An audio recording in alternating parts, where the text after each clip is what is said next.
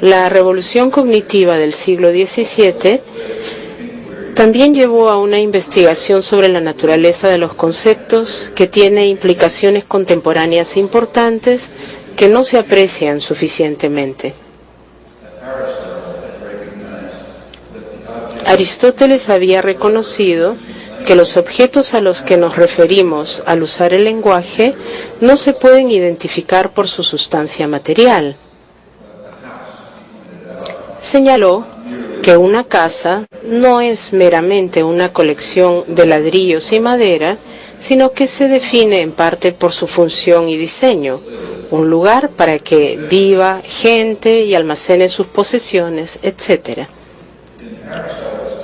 En términos de Aristóteles, una casa es una combinación de materia y forma.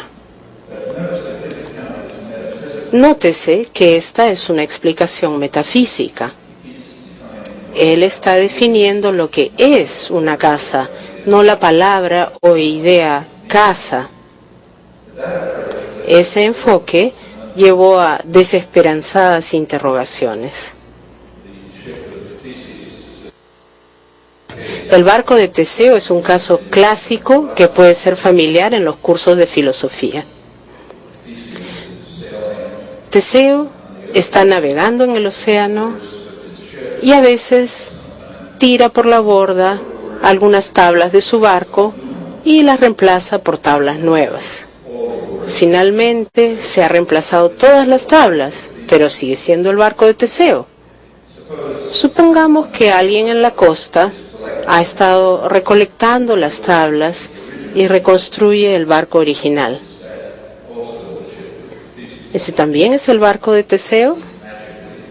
¿Mágicamente tiene ahora dos barcos? Hay muchas variaciones sobre dichos problemas sin respuesta que se siguen produciendo hoy en día. Con el giro cognitivo del siglo XVII, se volvió a dar forma a estas preguntas en términos de operaciones de la mente. ¿Qué significa la palabra casa o la palabra barco y cómo las utilizamos para referir? Los problemas tradicionalmente irresolubles desaparecen. No existe razón de sorprendernos si nuestros conceptos de sentido común no manejan todas las situaciones imaginables. Siguiendo este curso, podemos encontrar que para el lenguaje natural no hay relación palabra-objeto, en donde los objetos sean entidades independientes de la mente. Esto se hace muy claro, incluso para el ejemplo de Aristóteles o la palabra casa, cuando analizamos su significado con más detenimiento. Su forma, en el sentido aristotélico, es muchísimo más intricada que lo que él supuso. Nos puede confundir el hecho de que las casas y los barcos sean artefactos. Por tanto, consideremos casos más simples que investigaron los clásicos de los siglos XVII y XVIII. Tomemos la palabra río, una noción que consideró Thomas Hobbes. Él sugirió que los ríos se identifican por origen. Pero aunque hay algo de cierto en esta observación, no es realmente exacta y apenas rasguña la superficie de nuestra comprensión intuitiva del concepto. Digamos que vamos a tomar el río Charles, que discurre cerca de mi oficina. Seguiría siendo el mismísimo río con cambios bastante extremos. Entre muchos otros, invertir su curso, de modo que el origen ya no podría ser la característica definitoria. Seguiría siendo el río Charles si se dividiera en dos arroyos separados que convergieran en algún nuevo lugar. O si parte del agua que existe en él fuera reemplazada por químicos de una fábrica. Por otro lado, con cambios muy triviales dejaría de ser un río. Por ejemplo, si lo dirigimos entre límites fijos y lo usamos para transportar carga, en cuyo caso es un canal y no un río. O si endurecemos la superficie por algún cambio físico apenas detectable, le pintamos una línea en el medio y lo usamos para ir en auto a Boston, en cuyo caso es una autopista. Y podemos seguir así con más cuestiones intricadas que podríamos determinar fácilmente. En gran medida sucede lo mismo con los conceptos más simples, los términos léxicos en el sentido lingüístico. La exploración de los mismos confirma la conclusión de que el mundo de la experiencia y de la interpretación se construye por medio de nuestras ricas capacidades cognitivas, basándose en las propiedades de la Gestalt, las relaciones causales y otras nociones mentales exploradas por los filósofos británicos del siglo XVII y sus sucesores.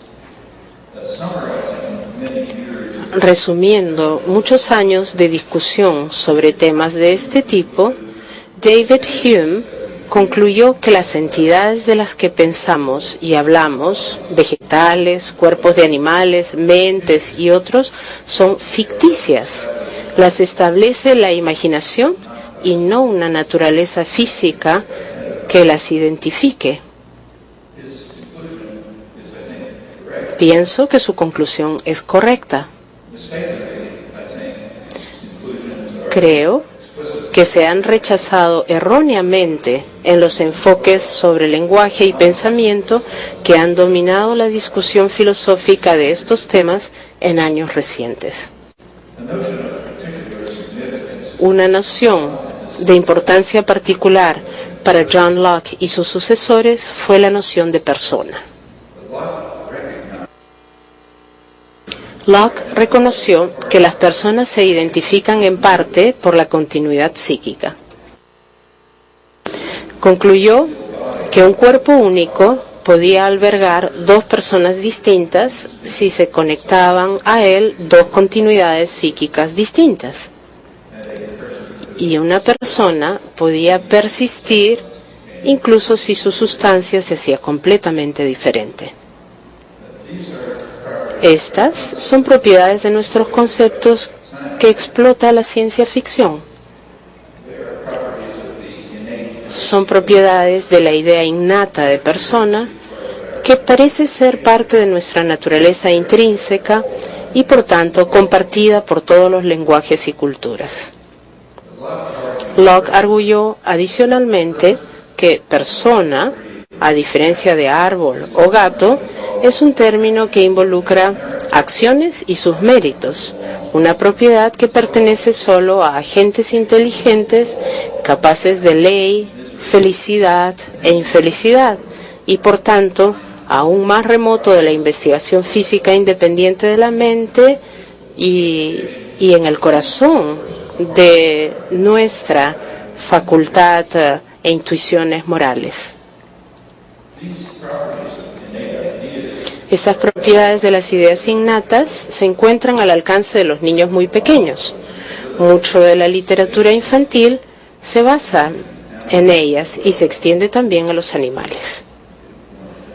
Para darles un ejemplo, mis nietos entran en trance con el cuento de un burrito bebé que se llama Silvestre, a quien alguna criatura malvada convierte en piedra y se pasa el resto del cuento tratando de convencer a sus padres que realmente es su hijo. Como los cuentos de niños normalmente tienen